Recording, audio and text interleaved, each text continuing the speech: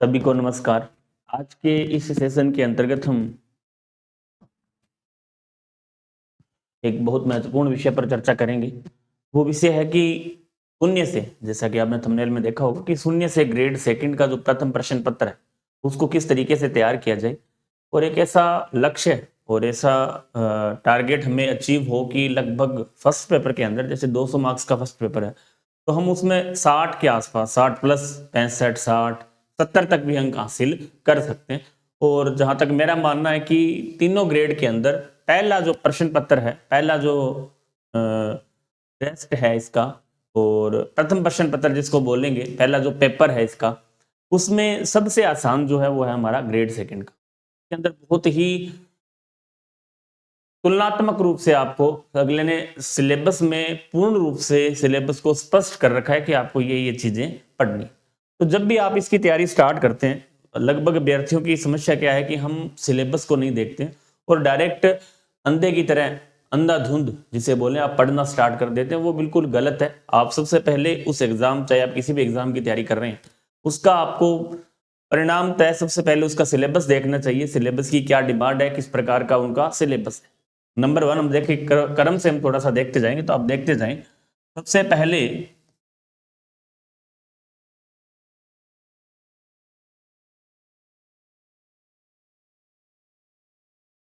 संबंधित परीक्षा का पाठ्यक्रम।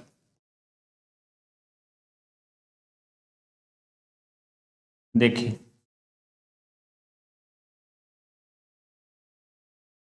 आप, हम जिस पर चर्चा कर रहे हैं, हम बिल्कुल शून्य से स्टार्ट कर रहे हैं। आपको इस तरीके से अपनी जो तैयारी है वो स्टार्ट करनी चाहिए। यदि आपने नहीं भी की है, आगे हमारे पास काफी समय बचा हुआ है। ग्रेड सेकंड संस्कृत डिपार्टमेंट का दिसंबर में एग्जाम है, उससे रिलेटेड मई जून में जुलाई तक सेकेंडरी एजुकेशन की परीक्षा भी संभावित है, आ सकती है वैकेंसी। तो आपको इस तरीके से अपनी जो तैयारी स्टार्ट करनी है। उसके बाद आप आज तक, जैसे 2011 से ग्रेड सेकंड चल रही है और 2022 तक ओल्ड पेपर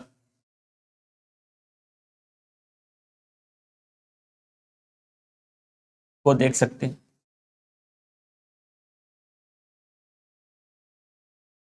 इसके बाद नंबर तीन, देखो, ये बिल्कुल बेसिक से आपको सबसे पहले परीक्षा का सिलेबस है, पाठ्यक्रम, उसका एक प्रिंट आउट आपके पास होना चाहिए, वो आप पास रखें। उसके बाद ये हम अध्ययन सामग्री की बात कर रहे हैं। आप अध्ययन सामग्री इस प्रकार से यदि मैनेज करेंगे तो आप में हड़बड़ाहट की स्थिति लास्ट के अंदर नहीं होगी। जैसा कई बार हम देखते हैं कि मुझे एग्जाम के 2 महीने रहे या 3 महीने रहे, उस टाइम हम बाजार से अलग अलग किताबें खरीद रहे हैं, पता नहीं क्या क्या पढ़ रहे हैं, और हमें लास्ट में नंबर फिर भी हमारे 40, 45, 30 आ रहे हैं।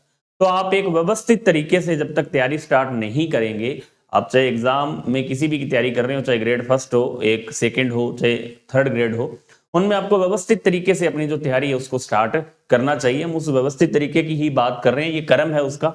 आप इस क्रम से यदि वास्तव में इस तरीके से आप एग्जाम की तैयारी करेंगे तो आपको निश्चिंत रूप से सफलता है जो मिलेगी।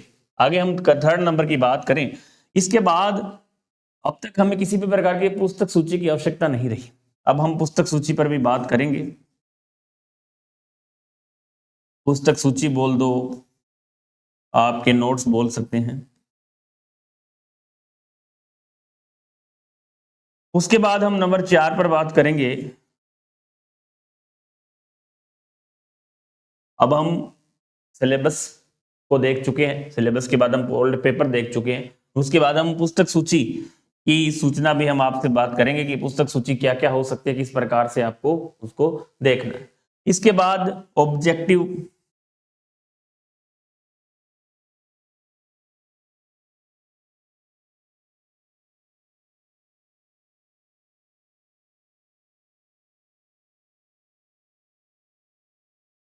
जिससे हम प्रश्न, ऑब्जेक्टिव प्रश्न देख सकते हैं।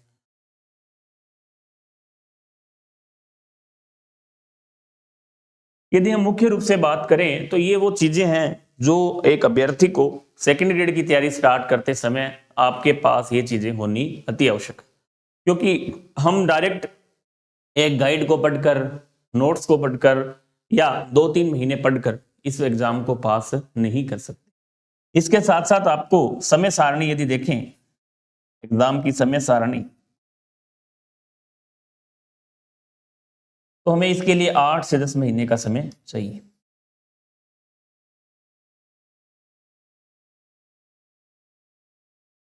ये इन पॉइंट्स पर हम आज एक एक करके एग्जाम इस पर के ऊपर चर्चा करेंगे, किस प्रकार से ये महत्वपूर्ण है और क्यों महत्वपूर्ण है।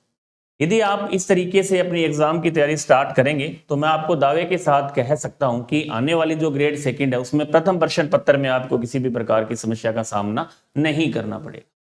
आगे हम 6 नंबर पर एक पॉइंट देखते हैं, राजस्थान जीके। पुराना या नया,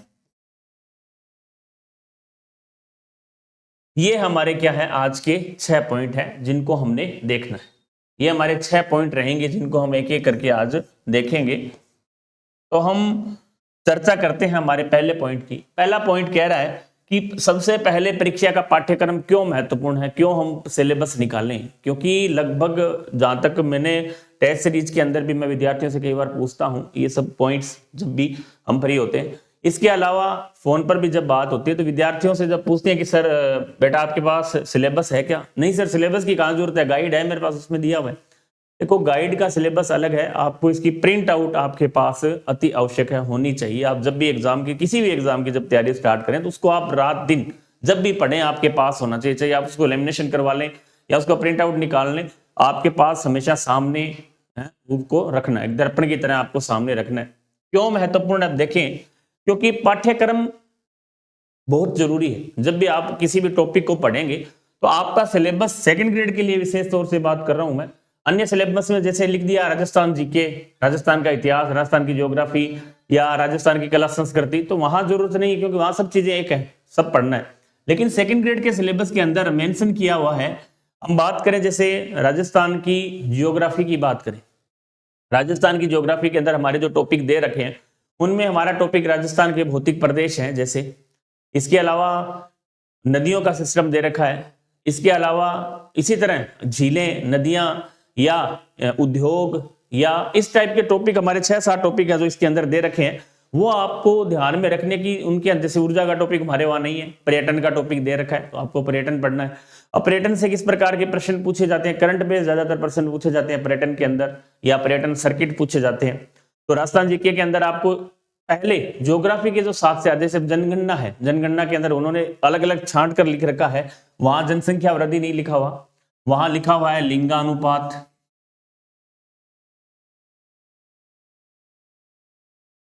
आपको लिंगानुपात ध्यान होना चाहिए, 0 से 8 का भी और अन्य लिंगानुपात भी। सिलेबस की मैं बात कर रहा हूं, आपके जो सिलेबस में चीजें दे रखी हैं उसके अंतर्गत ये चीजें उन्होंने मेंशन कर रखी है। अब जैसे आगे देखें हम, इसी तरह आपको ध्यान होगा सेक्स रेशो लिख रखा है और ग्रोथ लिख रखा है, इसके अलावा लिटरेसी लिख रखा है, लिटरेसी, ग्रोथ लिख रखा है। तो ये जनगणना में केवल 3-4 टॉपिक ही आपको ध्यान में है जो रखने, तो आपको पूरी चीजें ध्यान में रखने की आवश्यकता नहीं। अब हम क्या करते हैं कि पूरा सब कुछ पढ़ते हैं उसमें दिया हुआ, इसके बहुत सी चीजें ऐसी इनको छोड़नी भी है। तो आप जब सिलेबस आपके पास होगा तो आप केवल उन चीजों का अध्ययन करेंगे जो चीजें हमारे सिलेबस में दे रखी है। इसके अलावा हम देखें कला संस्कृति हिस्ट्री वाले पार्ट में देखें तो सभ्यता स्थल का एक टॉपिक है, वो भी हमारे सिलेबस में पूर्ण रूप से मेंशन नहीं है। उसमें केवल कितनी चीजें दे रखी है वो आपको पता होगा कि हमारे अंदर जैसे गणेश्वर है, बेराट है, आहाड़ है, तो ये 4 सभ्यता स्थलों के, गणेश्वर है, आहाड़ है, बेराट है, कालीबंगा, ये 4 सभ्यता स्थल दे रखे हैं। लेकिन हम क्या है कि 40 सभ्यता स्थल है कुल, तो आप उन सबको पढ़ते हैं, उनको सबको पढ़ने की आवश्यकता नहीं है। इसी तरह राजस्थान जीके के अंदर हम हिस्ट्री के अंदर देखें, हिस्ट्री के अंदर हमारे पास जैसे चौहान अजमेर के दे रखे हैं, तो आपको कोटा वगैरह के चौहान पढ़ने की आवश्यकता नहीं है। इसी तरह गुहिल हमें केवल बांसवाड़ा वगैरह डूंगरपुर उनके नहीं पढ़ने की आवश्यकता, केवल मेवाड़ के उनमें भी हमें उनके नाम स्पेसिफिक दे रखे हैं, राणा सांगा है, प्रताप है और राज सिंह है, इन सब के नाम दे रखे, तो आपको वो चीजें ही पढ़नी है। इसी तरह बीकानेर में केवल राय सिंह को दे रखा है, हमें पूरा बीकानेर के शासक पढ़ने की आवश्यकता नहीं है। ना हमें जोधपुर के राठौड़ पढ़ने हैं, वहां केवल चंद्रसेन का नाम दे रखा है। जयपुर में केवल मान सिंह का नाम दे रखा है। इस टाइप को समझने के लिए हम इसे जिसका जो सिलेबस है इसका हम प्रयोग करते हैं कि मैं बार बार क्यों कहता हूं कि हमें सिलेबस पास में क्यों रखना चाहिए। अब शासन अधिनियम 1919 और 1935 ही दे रखा है, संवैधानिक विकास शब्द देकर ये दो चीजें दी, तो हमें संवैधानिक विकास में केवल 1919 और 1935 को ही पढ़ना है। सिलेबस के यदि आप थोड़ा सा गहराई से अध्ययन करेंगे, हमें समय लगता है, लेकिन सिलेबस बहुत कुछ हमें बताता है उस परीक्षा से रिलेटेड। यदि आप ध्यान से सिलेबस को देखेंगे, सिलेबस बनाने का उद्देश्य केवल यही है कि आपको सबसे पहले उस परीक्षा की सारणी, हमें जो उसका पाठ्यक्रम है उसका हमें पता होना चाहिए भी वो क्या पूछना चाह रहा है एग्जामिनर, वहीं से प्रश्न पूछे जाते हैं। एक भी प्रश्न आपका सिलेबस से बाहर नहीं पूछा जाता। बहुत से ऐसे टॉपिक हैं जहां आपको सिलेबस को अच्छे से पढ़ना है, कई बार इसको अध्ययन करना है। इसका महत्वपूर्ण योगदान यही है कि आप फालतू की चीजें, स्मार्ट स्टडी जिसको बोलते हैं, वो हमें करनी है, फालतू की चीजें हमें इसके अंतर्गत नहीं पढ़नी है। तो ये हमारा पहला पॉइंट था, इसको हमने समझा कि सबसे महत्वपूर्ण है संबंधित परीक्षा का पाठ्यक्रम क्यों महत्वपूर्ण है, इस पर हमने चर्चा की। इसके अलावा ओल्ड पेपर, सेकंड ग्रेड हो या अन्य परीक्षा हो, उनसे रिलेटेड ओल्ड पेपर को हमें क्यों देखना चाहिए। हम क्यों कहते हैं कि साइंस का विद्यार्थी हो, मैथ का हो, एसएसटी का हो, आप ओल्ड पेपर क्यों देखें। अब जैसे 2011 में परीक्षा आयोजित हुई, उसमें किस प्रकार के प्रश्न, अब टॉपिक सिलेबस आपका लगभग वही है, 99% सिलेबस 2011 से लेकर अब तक का सेकंड ग्रेड का वही है। फर्स्ट पेपर की हम बात करें तो आप वहां जिस 2011 में आपका एग्जाम हुआ उसमें किस प्रकार, पहली बात तो आपको एक प्रश्नों का संग्रह मिलेगा। कई बार हम पूछते हैं कि ऑब्जेक्टिव कहां से देखें, तो आपको 2011 से लेकर 22 तक के पुराने पेपर आप देखेंगे तो आप हर टॉपिक के उसमें प्रश्न दिए होंगे और आपका हर टॉपिक के प्रति विश्वास बढ़ेगा। हर टॉपिक के अंदर आपको पता चलेगा कि लोक देवता से कैसा प्रश्न पूछा गया, लोक देवियों से कैसा प्रश्न पूछा गया, उद्योग से कैसा, जनगणना से कैसा, राजस्थान इतिहास से प्रश्न कैसा पूछा गया, इंडिया वर्ल्ड जीके में किस प्रकार के प्रश्न पूछे गए, यूएनओ से किस प्रकार का प्रश्न पूछा गया, या राजस्थान के अन्य जो भी टॉपिक्स हैं उनसे प्रश्नों का जो प्रकार है, किस प्रकार के प्रश्न एग्जामिनर के दिमाग में है और किस प्रकार के प्रश्न आगे आने की संभावनाएं है। तो ये चीजें सारी कब क्लियर होगी, जब आप ऑब्जेक्टिव अभ्यास करेंगे। ऑब्जेक्टिव अभ्यास क्यों जरूरी है, इसलिए कि आप उस परीक्षा से संबंधित बहुत सी चीजें सीख पाएंगे कि वास्तव में एग्जामिनर हमसे क्या पूछना चाह रहा है और किस प्रकार के प्रश्न उसने पूछे हैं, आगे इसी प्रकार के प्रश्न पूछे जाने की संभावनाएं रहती है। इसके अलावा आप मानकर चलें कि 10% प्रश्न राजस्थान जीके के अंदर 10 से लेकर 15% प्रश्न रिवीजन होते हैं, रिवाइज होते हैं, तो वो प्रश्न भी हमें याद हो जाएंगे, तो उसका भी आपको 10 से 15% फायदा है जो देखने को मिलेगा। इसके अलावा जब आप ऑब्जेक्टिव निकालेंगे तो आपका मन मस्तिष्क इतना, आपकी मतलब इच्छा होगी इस एग्जाम को पढ़ने की, इस सिलेबस को, क्योंकि जब हम बार बार थ्योरी डायरेक्ट सीधा केवल एक किताब लक्ष्य के लिए आए, कोई गाइड ले, उसको बार बार वही पढ़ रहे, तो उस घिसा पीटी, उस घिसपिट से आपको एक अलग आरामदायक स्थिति मिले कि वास्तव हम याद तो कर रहे हैं, हमें तैयारी, क्योंकि एक नवीनता इसमें अंदर आएगी और नवीनता जब हम किसी भी क्षेत्र में लेके आते हैं तो वो हमें एक नए आयाम हमारे लिए स्थापित होंगे और हमें उससे संबंधित काफी हेल्प है जो इससे मिलेगी। तो आप इस तरह नवीनता लाते हुए, स्मार्ट स्टडी का मतलब यही है कि आप उस क्षेत्र के अंदर पुराने जो विचार है उनको छोड़कर एक नए तरीके से यदि आप पढ़ेंगे तो आपको उसका जो लाभ है वो देखने को मिलेगा। तो मैं ये जो सारी बातें आपको बता रहा हूं, ये लगभग आप पहले ये मान के चलें कि पहले हमारा ये प्रैक्टिकल है, आपको किसी भी प्रकार की दिखावटी या किसी को देखकर इस प्रकार की इसमें कोई बताने वाली बातें नहीं है। केवल मैं आपको, यदि आप इनको अपने जीवन में लागू करेंगे तो आप 10 दिन बाद हमें आप बता सकते हैं कि आपको कितना इसका है जो फायदा हुआ है। 101% इसका फायदा होगा। ये प्रायोगिक परीक्षा, ये प्रायोगिक बातें हैं, हमने प्रयोग किया है पहले हमारी तैयारी के दौरान, उसके बाद आपको बताई जा रही है और ऐसा शायद इस भाषा में, इतनी सरल भाषा में आपको कोई भी नहीं बताने वाले। तो आप इन बातों को ध्यान से सुने और उन्हें लागू करें। इस तरीके से आप यदि सिलेबस को करेंगे तो आप 101% बहुत आसानी से, बहुत कम समय के अंदर सेकंड ग्रेड का जो प्रथम प्रश्न पत्र है हमारा क्लियर हो जाएगा। आगे हम देखें तीसरा पॉइंट, पुस्तक सूची, नोट्स। अब कंफ्यूजन की स्थिति यहां से शुरू हो जाती है हमारी, आगे कंफ्यूज। अब पुस्तक सूची क्या हो सकती है, मैं मेरा वीडियो डालूंगा तो मैं अलग तरीके से पुस्तक सूची बताऊंगा, मेरा भाई कोई और डालेगा तो वो अलग सूची डालेगा, कोई और टीचर बताएंगे तो अलग सूची डालेंगे, अलग अलग दिमाग, अलग अलग पुस्तक सूची। बाजार के अंदर हजारों किताबें सेकंड ग्रेड से रिलेटेड आज से पहले आ चुकी है, नई वैकेंसी आएगी, 200-400 किताबें और भी आ जाएंगी। तो हम उन सब से, माया जाल किताबों के मायाजाल से बचना बहुत ही जरूरी है। एक बात तो आप गांठ बांध ले कि हमें 1 या 2 किताब ही इसके लिए सफिशिएंट है, इसके अलावा बार बार हमें किस प्रकार की कोई भी पुस्तक पढ़ने की आवश्यकता नहीं है, जहां तक मेरा अनुमान है। तो आप एक तो गांठ बांध लें कि समय समय पर बार बार किताबें हमें चेंज नहीं करनी है, हमें तो केवल एक या दो जो बताई गई है केवल वो ही बुक्स पढ़नी है। आप विश्वास आपको सबसे ज्यादा जरूरी है। उसके बाद आपको लग रहा है कि इस बुक से या इस नोट से हमें कंटेंट मिल रहा है तो आप उन्हें ही बार बार पढ़ें। फिर भी पुस्तक सूची की बात की जाए तो राजस्थान जीके के अंदर हमें पुस्तक सूची मुख्य रूप से हम पहले भी बता चुके हैं, हमारा वीडियो एक पहले भी आ चुका है सुनने से काफी 3-4 महीने पहले। उसके बाद ये सेकंड आप उसको कह सकते हैं क्योंकि बहुत सी चीजें नई भी हैं, कुछ चीजें उसमें नहीं भी बताई है, तो आपको नवीन बातें इसमें देखने को जो मिल रही। तो इसमें हम देखें कि पुस्तक सूची के अंदर आपको करना क्या है कि राजस्थान जीके वाला जो पार्ट है 50 प्रश्न राजस्थान जीके के, 20 साइकोलॉजी के, 30 हमारे इंडिया और वर्ल्ड जीके के पूछे जाते हैं। ये साधारण सा सवाल है, साधारण सा आपका सिलेबस जिसमें 50 + 20 + 30 पर हमें काम करना है। अब ये 50 दो प्रकार के हैं, 40 + 10, ये हमारे केवल 20 हैं। ये फिर हमारे दो प्रकार के हैं, पॉलिटिकल और जियोग्राफी।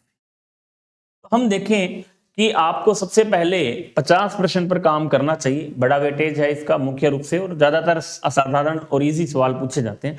तो आप इसके लिए 45 + 10 40 + 10, इसके लिए आप राजस्थान जीके में पहले तो आप बिल्कुल जीरो से यदि स्टार्ट कर रहे हैं तो 9वीं 10वीं की राजस्थान अध्ययन आपके पास होनी चाहिए। इसके अलावा यदि आपने कोचिंग कर रखी है तो उनके नोट्स, यदि वो भी नहीं है आप गाइड से पढ़ रहे हैं तो आप एक गाइड पेनोरमा या लक्ष्य की एक गाइड ले सकते हैं, और उसके साथ ये राजस्थान अध्ययन वाली बुक, पुराने पेपर आपके साथ चल रहे हैं, ऑब्जेक्टिव बुक आपके साथ चल रही है, तो इतना मैटर आप यदि पढ़ लेते हैं तो आपके लिए राजस्थान जीके वाला पार्ट क्लियर है। इससे ज्यादा बाहर पढ़ने की आवश्यकता नहीं है। आप राजस्थान जीके जब भी पढ़े तो जहां नाम से, जैसे महाराणा प्रताप आपको दे दिया नाम, राणा सांगा यदि नाम दे दिया, आप उनको थोड़ा सा गहराई से पढ़ें, बाकी आप सिंपल पढ़ते जाएं। जहां नाम व्यक्ति विशेष का नाम दे रखा है उसको आपको अच्छे से थोड़ा पढ़ना है, बाकी आपको एवरेज बढ़ते हुए चलना है। पुराने पेपर आप देखेंगे तो आपको प्रश्न पता चलते जाएंगे, और पेनोरमा या लक्ष्य की गाइड प्लस राजस्थान अध्ययन की बुक आपके लिए सफिशिएंट है। उसके नोट्स भी बना सकते हैं, और आपको तरीका, यदि आपका तरीका अलग है तो आप मेरा आइडिया से आप उनके नोट्स बनाएं, क्योंकि अभी समय पड़ा हुआ है, इनसे नोट्स बना के आप पढ़ सकते हैं। इसके अलावा हम देखें पार्ट 2 के अंदर साइकोलॉजी के लिए मैं तो एक ही बुक आपको बताता हूं, बार बार पूछने की पढ़ने की आवश्यकता नहीं है, केवल वंदना जादौन की जो बुक है वो बेस्ट है। साइकोलॉजी सेकंड ग्रेड के लिए मैं बात कर रहा हूं, वो आप आराम से पढ़ सकते हैं।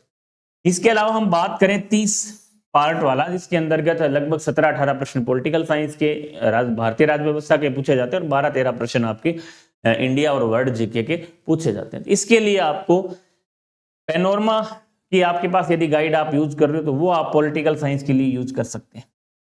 लक्ष्य की कर रहे हो तो आप इसकी जगह राहुल चौधरी की जो बुक आती है वो ले सकते हैं, दोनों में से एक सेम है, अच्छी है दोनों। इंडिया और वर्ल्ड ज्योग्राफी के लिए आप ज्यादातर यदि किसी कोचिंग के आपको नोट्स मिलते हैं तो वो नोट्स पढ़ लें, नोट्स नहीं मिल रहे हैं तो आप लक्ष्य ही मैं आपको बताऊंगा इसके लिए, उससे आप उनको कवर कर सकते हैं। पेनोरमा का थोड़ा अलग है ज्योग्राफी, लक्ष्य की जो ज्योग्राफी वो ईजी है, छोटी है, तो आप उसको कवर कर सकते हैं। करंट अफेयर्स के लिए केवल आपको क्या पढ़ना है, इन 10 प्रश्नों के लिए जो क्रोनोलॉजी है मंथ बाई मंथ वो पढ़नी है। लास्ट में जब एग्जाम का 1 महीना बचे उस समय आप एक वार्षिक अंक ले सकते हैं, मूमल का हो या अन्य कोई भी, उस टाइम हम आपको बता देंगे। तो ये हमारा था सिंपल सा पुस्तक सूची का, कि आप इस तरीके से अपनी पुस्तक सूची तैयार कर सकते हैं।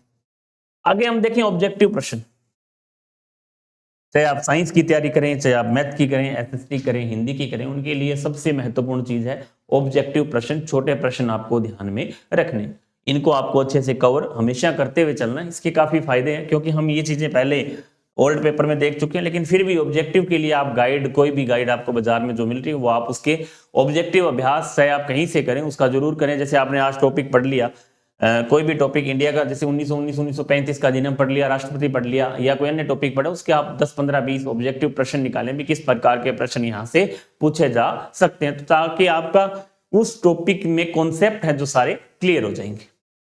इसके अलावा हम देखें समय सारणी। समय सारणी का हमारा उद्देश्य यहाँ है कि आपको इस एग्जाम की तैयारी के लिए कितना पर्याप्त समय आवश्यक है, कितना समय आपको चाहिए कि आप इस एग्जाम की तैयारी कर पाए।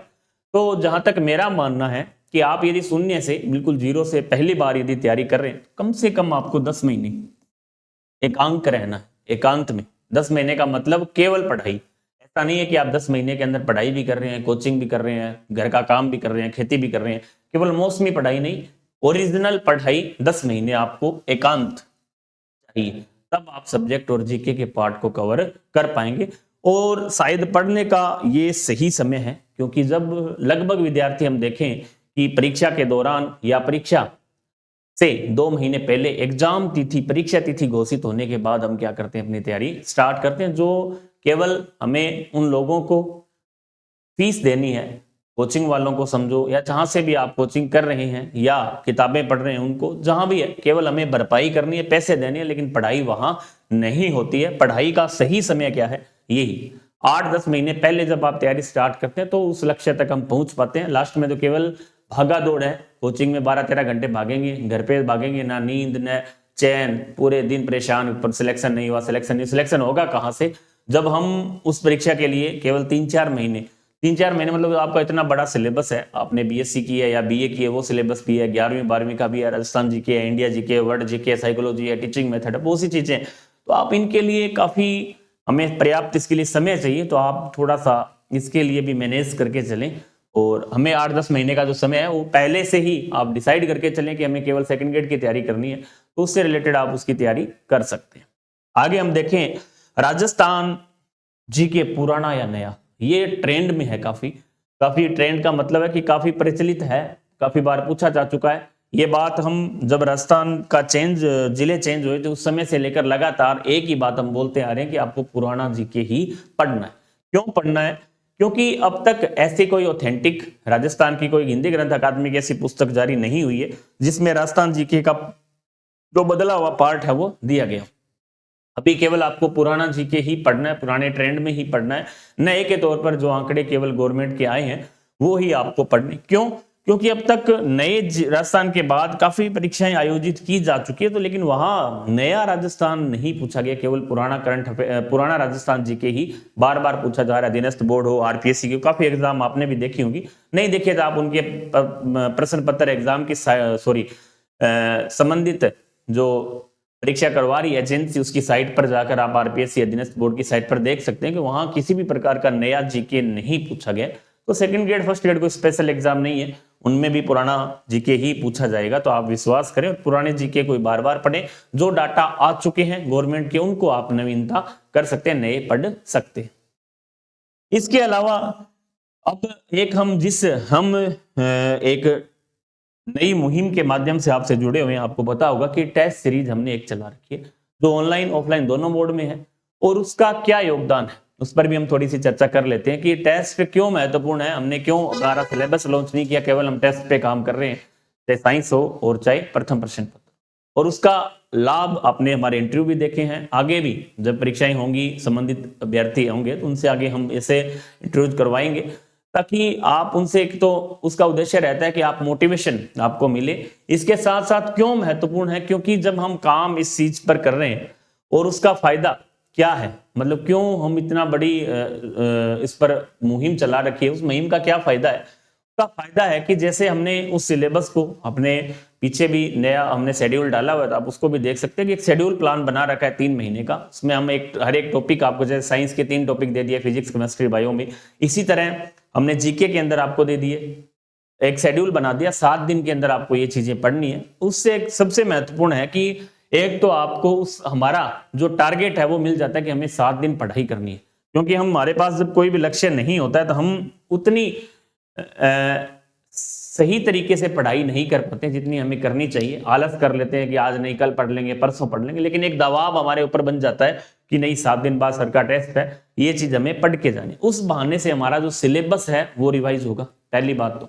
दूसरी बात, बहुत सी चीजें हम नहीं सीखेंगे।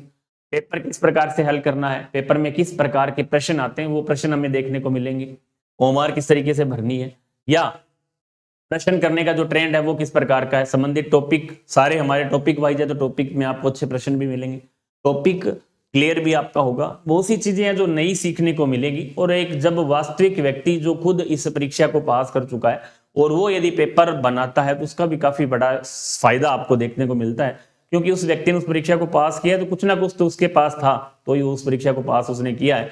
तो आप ऐसे व्यक्तियों के संपर्क में रहेंगे तो एक तो हमें हमेशा मोटिवेशन मिलता रहेगा, कभी भी डिमोलाइज की जो स्थिति है वो नहीं पेश होगी। इसके अलावा हम उस संबंधित सिलेबस को 2-3 बार कवर कर जाएंगे, तो एग्जाम के समय हमारे ऊपर जो अतिरिक्त जो प्रेशर है वो हमें देखने को नहीं मिलेगा। बहुत से इसके लाभ हैं। तो आप भी यदि ऑनलाइन ऑफलाइन दोनों मोड के अंदर ग्रेड सेकंड के अंदर हमने प्रथम प्रश्न पत्र सेकंड प्रश्न पत्र दोनों की टेस्ट सीरीज लॉन्च कर रखी है। साइंस के अंदर उसका वीडियो सोल्यूशन भी आपको दिया जा रहा है, तो आप उसका लाभ ले सकते हैं। मैथमेटिक्स के अंदर भी हम इसकी शुरुआत अब करने वाले हैं ऑफलाइन ऑनलाइन मोड में, तो उसका भी आपको लाभ लेना चाहिए, क्योंकि साइंस के क्षेत्र में या प्रथम प्रश्न पत्र की तो आपको काफी वीडियोस मिल जाती हैं, लेकिन इस तरीके से शायद शून्य से लेकर आपने काफी वीडियो देखे होंगे और हर एक चीज पर हमने सही तरीके से चर्चा की कि ये सब पॉइंट महत्वपूर्ण है। जैसे हमने देखा कि सबसे संबंधित परीक्षा का पाठ्यक्रम क्यों महत्वपूर्ण है, 2011 से 22 के ओल्ड पेपर क्यों पढ़ें, पुस्तक सूची क्या रह सकती है, ऑब्जेक्टिव प्रश्न है, समय सारणी क्या होगी, राजस्थान जी के हम पुराना पढ़े या नया पढ़े। तो ये चीजें ग्रेड सेकंड के प्रथम प्रश्न पत्र को हमने देखा है, आपको इस तरीके से इसको पूरा करना है। तो आप जरूर इन चीजों का गहनता से अध्ययन करेंगे और बार बार इसको रिवाइज करेंगे। तो आज के लिए बस इतना ही, नेक्स्ट वीडियो में फिर आपसे मुलाकात करेंगे। तब तक के लिए जय हिंद, जय भारत, जय राजस्थान।